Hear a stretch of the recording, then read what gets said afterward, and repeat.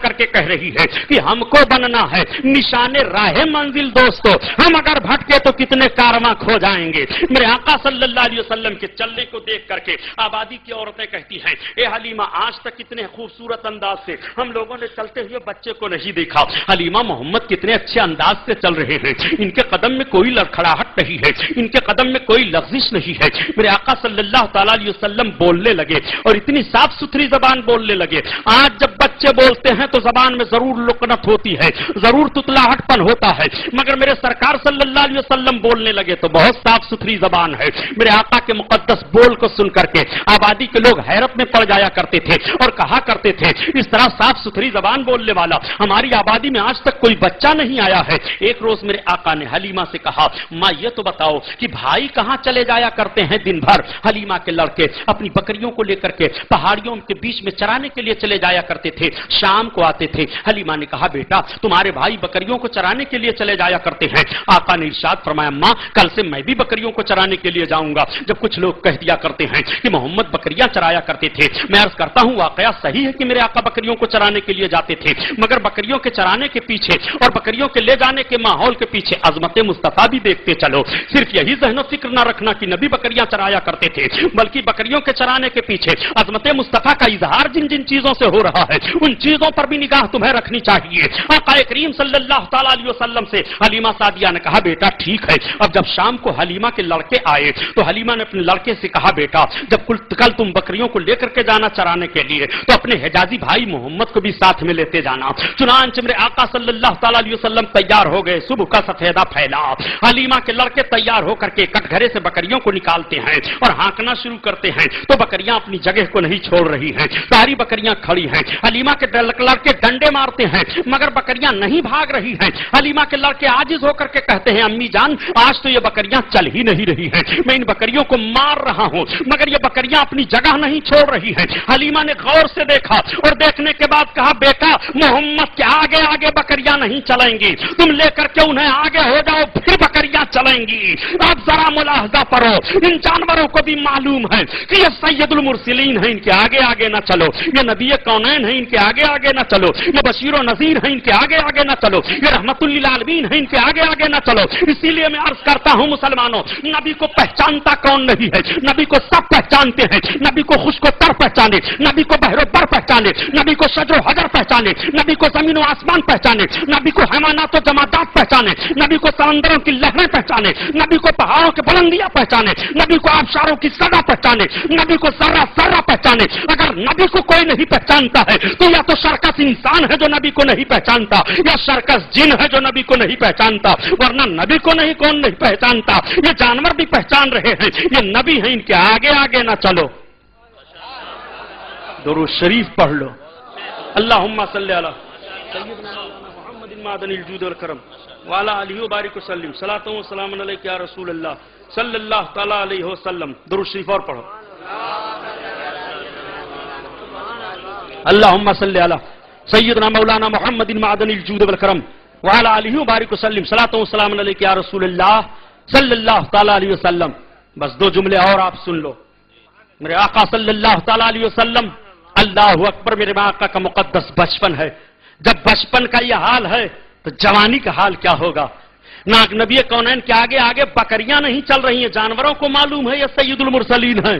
और ये कैसे आपने जहन दे दिया कि उम्मती नबी से अमल में बढ़ सकता है। माज़अल्लाह, यह जुमला मैं अपनी तरफ से नहीं कह रहा हूं, उन लोगों के लिए लम्हे फिक्रिया है जिनके मौलवी ने अपनी किताब में लिखा है कि बसा औकात उम्मती अमल में नबी से बढ़ सकता है। इस जुमले को नोट करके तुम जाओ, तुम्हारे लिए लम्हे फिक्रिया है, भरपूर गौर करके फैसला दो।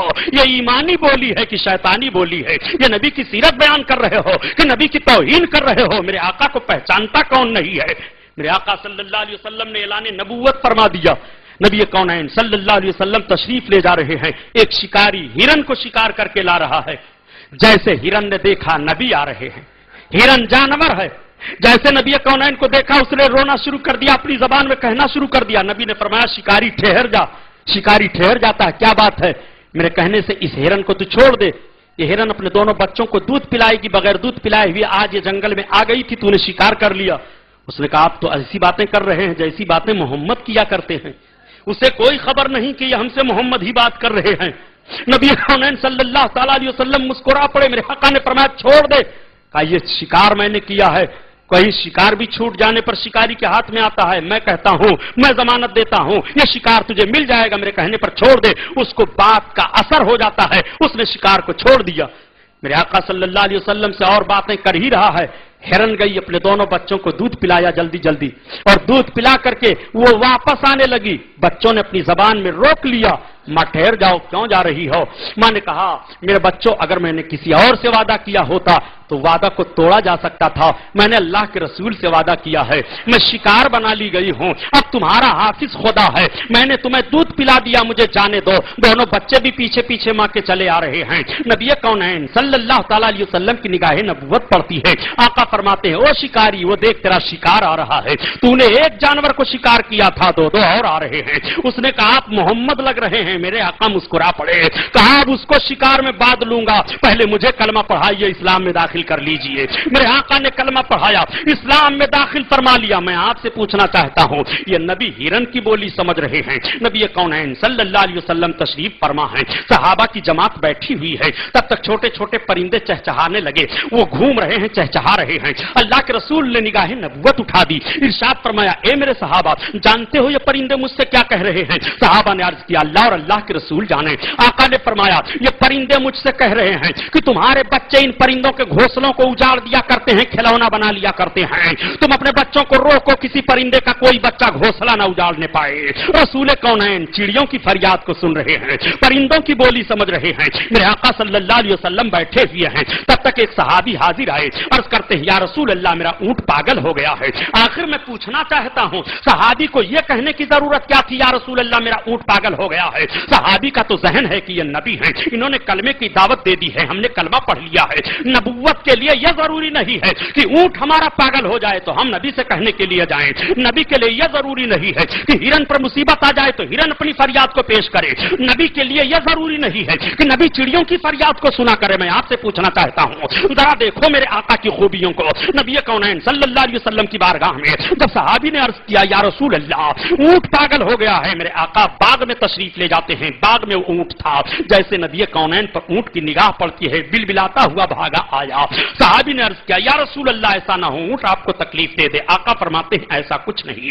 اونٹ آتا ہے, اپنے منہ کو سرکار کے پاؤں شریف پر رکھ دیتا ہے اور بلبلانے لگتا ہے. میرے آقا ارشاد فرماتے ہیں میرے صحابی یہ پاگل نہیں ہوا ہے, یہ اونٹ مجھ سے کہہ رہا ہے کہ اللہ کے رسول میں پاگل نہیں ہوں, میرا مالک مجھ سے کام زیادہ لیتا ہے اور خوراک مجھے کم دیتا ہے, میری طاقت کم ہو گئی ہے.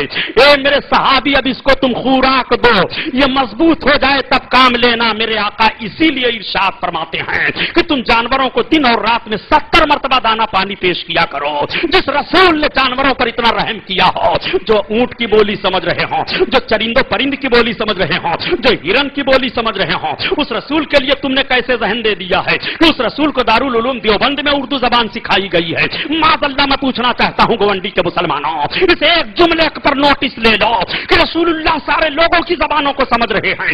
اسی لیے تو اعلی حضرت عظیم البرکت فرماتے ہیں مرد مومن تو اپنے نبی کی شان کو جاننا چاہتا ہے. تیرے نبی کی شان کا حال تو یہ ہے کہ بس میرے مولا کی ہے بس یہی شان عظیم, اور جانور بھی کریں جن کی تعظیم, اور سنگ کرتے ہیں ادب سے تسلیم, اور پیڑ سجدے میں گرا کرتے ہیں. اللہ اللہ, اپنے نبی کی خوبیوں کو دیکھو. جو نبی ایسی خوبیوں کے مالک ہیں, اسی نبی کے نواسے نے کربلا کی سرزمین پر 10 محرم کو شہادت کا جام نوش فرمایا تھا اور یہ پیغام دیا تھا اے میرے نانا کی امتیوں, عظمت مصطفیٰ پر مر مٹنا یہ تم اپنی زندگی کا شعار بنا لینا. نبی کی محبت ہی ایمان ہے اور نبی کونین ہی کی محبت پر نجات ہے. اسی لیے تو کہا جاتا ہے کہ پیارے حبیب کو پکار اور پیارے نبی کا نام لے, اور دامن